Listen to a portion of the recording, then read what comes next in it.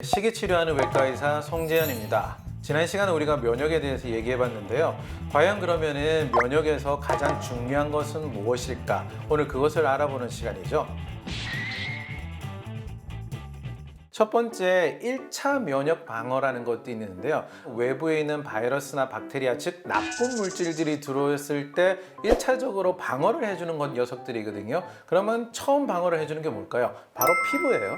그 다음에 우리가 공기를 마셔서 독소라든지 균이 들어오게 되면 코로나도 마찬가지지만 바이러스가 호흡기로 통해서 들어오게 되죠. 그럼 1차적으로 방어를 해주는 거는 폐 안에 있는 여러 가지 세포들이 먼저 방어를 하게 됩니다. 그 전에 방어하는 게 또 있네요. 코에서 코털, 점막에 있는 콧물과 같은 것도 사실은 먼지라든지 이런 것들을 응고시켜서 밖으로 배출함으로 인해서 내부로 균이라든지 나쁜 물질들이 못 들어오게 해주는 방어 역할을 하게 됩니다. 이런 구조적인 역할을 하는 것이 바로 1차 방어 면역이라고 해요.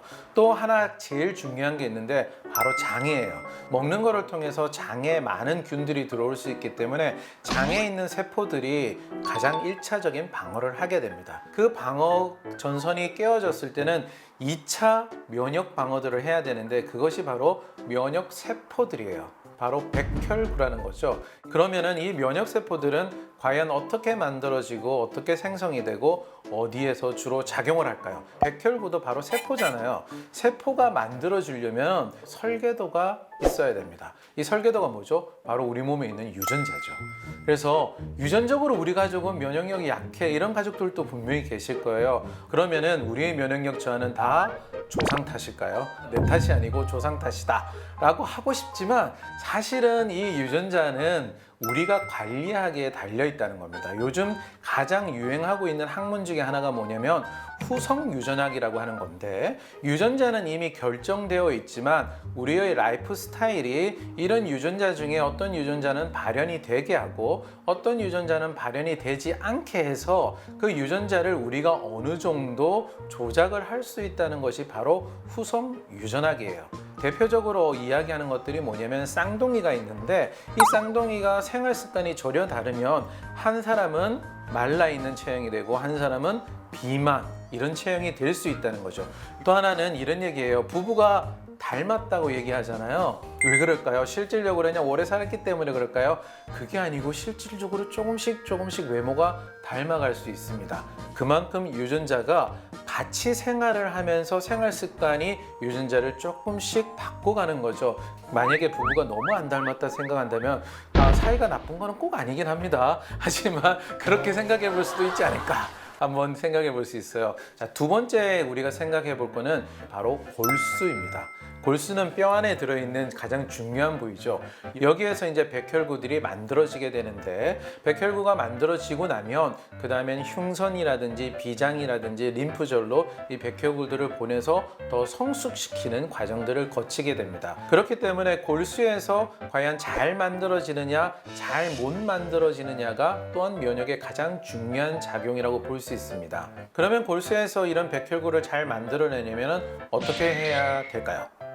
대표적인 게 뭐냐면 바로 아미노산이죠. 그 다음에 두 번째는 비타민과 미네랄 성분들이 잘 공급이 되어야 됩니다. 그래야지 골수에서 이 백혈구들을 잘 만들어낼 수가 있습니다. 그리고 세 번째는 어디냐면 바로 장이에요. 골수에서 백혈구를 잘 생성하고 난 다음에 우리 몸에 다 퍼뜨리게 되는데 가장 많이 가는 곳이 바로 장입니다.